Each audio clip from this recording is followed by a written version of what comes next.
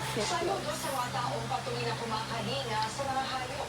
Alaga man o mga patuloy na nakipagbuno sa lansangan upang mabuhay araw-araw na pinagkaitan ng pagmamahal at pag-aaruga. Magbabalik ang On Assignment. PTV Consumer Watch. Pag-break presyo sa gasolina. So tasty.